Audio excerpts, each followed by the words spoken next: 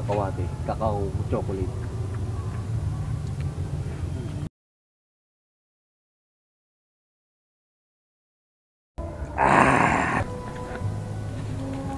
Oo nga.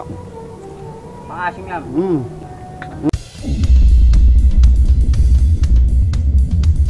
Alin? Oy, boy, bato yan. Bakit? Tukod saan? Oo, di makaahon eh. Hindi, hindi susungkitin yata.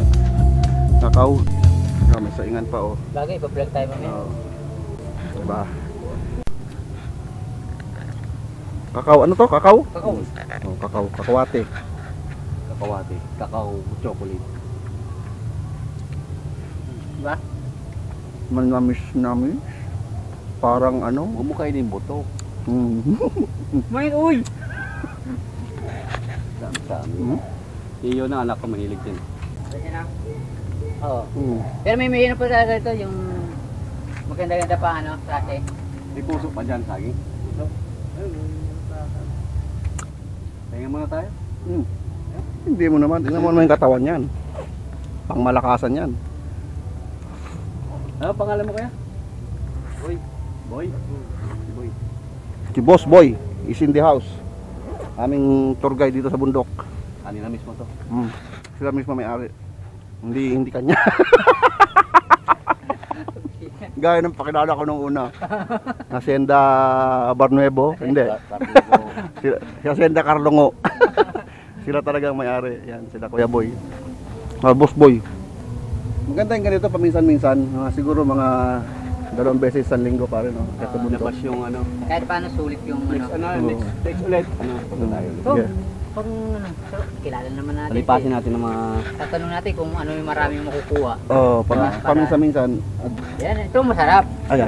May Ito, mga ganyang masarap. tulog pa kayo. Ano pa, mamasa-masa pa. Ayan. Yan ang masarap talaga. Ang malupiton. Oh, di ba?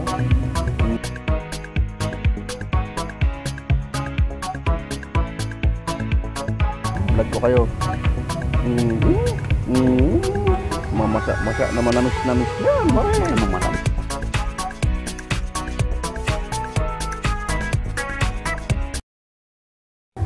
Ha? Parang ice candy. Manamis-namis. Eh? Man ko nga yan.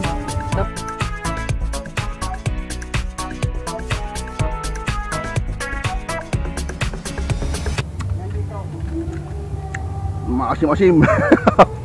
Manamis-namis na maasim-asim.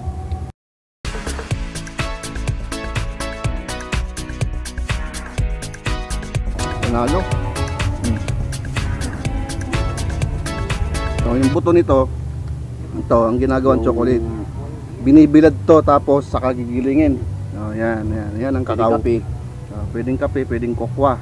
Halos tawag na ano. Halos champurado. Kokwa ano yan. Ginagawang kokwa. Yan nga. Yan yung nahalo madalas sa champurado. No? Oo. Oh, yan. Pwede mong sipsipin yung labas nito, pero yung sa iba, ano yan, binibilad sa araw yung buto. Saka gigilingin pag tuyo na. Kanin muna siya. Isasangag. Ay, sasangag. Yun nga, pinapagtuyo. Pagkatuyo sa bilad, isasangag para malutong-lutong siya. Yun, parang sunog-sunog siya. Parang kape, style kape. Saka gigilingin. Saging. Pang-asim? Pwede kainin ito? Pwede na kainin kagad. Masin nga pre.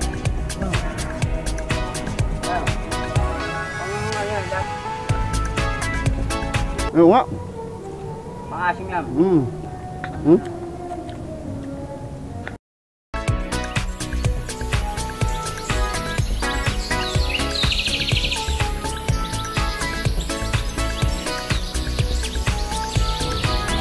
Kap. Ito, marami akong kuha. Ano? Kaong gabi!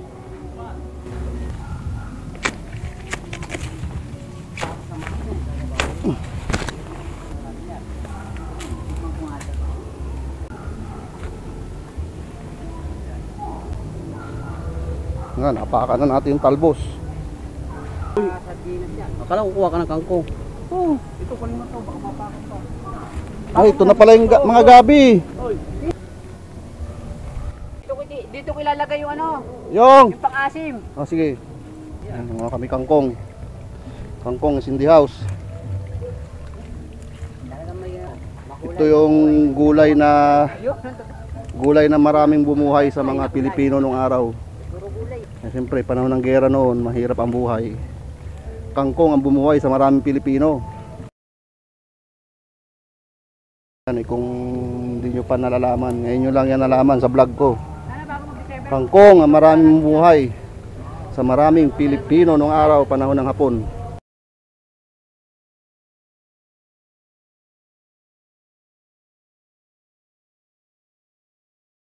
Ngayon, alam nyo na, kangkong is life nung panahon ng Hapon. Carlo, nung panahon ng Hapon, kangkong is life. Di ba? Anong masarap sa luto ng kangkong? Comment down below mga padi. Ha? Gisa daw tapos itapon. Masarap yun pare. Basta itapon sa mukha mo. Yung kumukulo-kulo pa. Tapos bulutuin, tatapon mo. Masarap nga yun.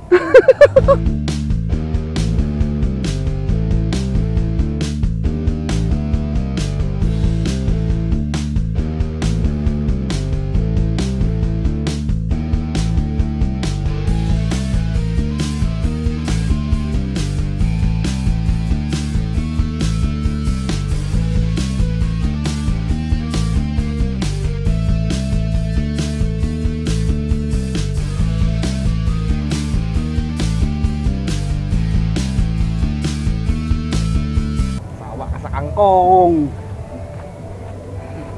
Talbos pala kinuha nyo eh. Ha? Talbos. Talbos ang kampo. Oh.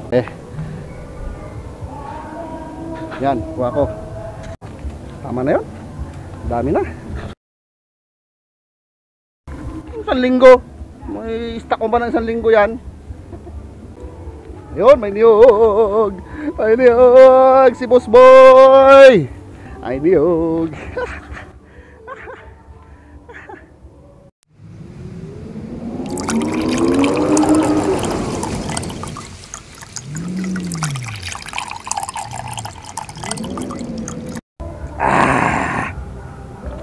Oh, niyog. Natin yung bukal doon. Magilamos tayo, mainit. Ah, may niyog pa doon, oh. Buko. Yung bukal, oh. Kampiyon. Sorry po, tabi-tabi po.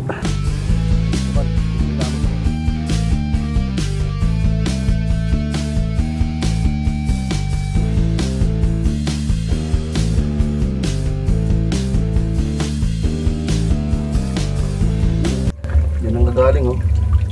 Pau. Malamig. Malamig, malamig. Malamig. Wala ba kuha dyan? Ano? Malamig yung... Kamukha mo. Harap. Sarap, pwede paligo.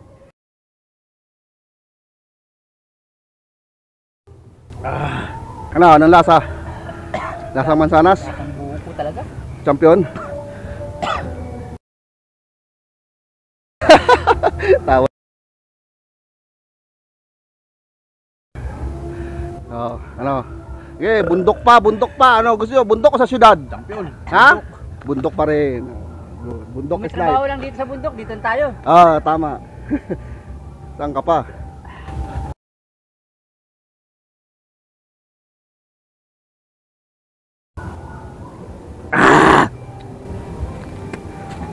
Oh, baba na tayo. Ay, yung pao lang. Okay, bababa na kami mga pati.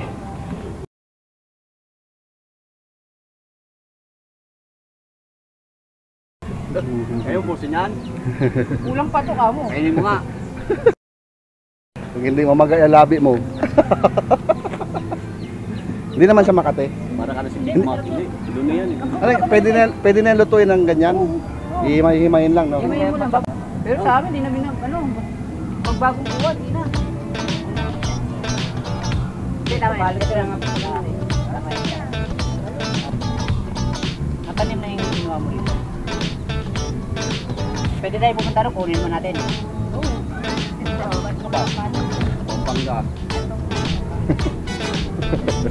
Okay mga kapatid, bababa tayo ngayon sa swimming pool ni Nanay. Tignan natin kung ano yung nasa loob ng kanilang resort. Ano mga kapatid? Yan ang resort ni Nanay. Siya yung caretaker dito. Yan. Isa lang yan, Nay? Isa lang yan? Ginagawa pa yung pambata. Ayan, ang resort nila. May ginagawa rin doon yan, pambata ginagawa. Kasi ito yung main pool niya. Yan, main pool, oh. Ito, pwede. Ito yung mga cottage. Hindi na lang sa. Ano na maghuhulog pa?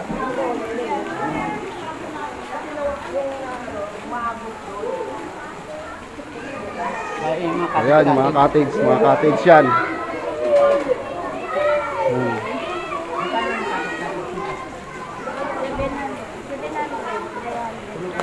Ito, 300 tong ganito. May lamesa.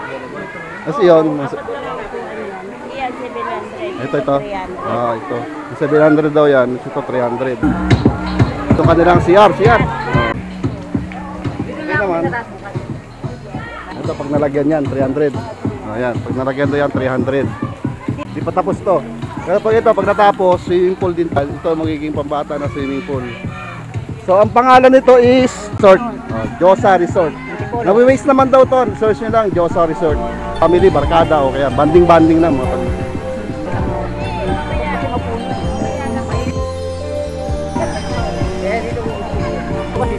pupunta kayo rito bukas. Hindi si daw may nanay. Sa may-ari. Kaya lang talaga dito. Yan ang form dito. Kaya. Okay. So, bali si Nana yung caretaker dito, mga padino. Siya ang caretaker. So, ayan, yung kanilang swimming pool. Ayan. Hindi pa to naka-upload. I-upload pa to.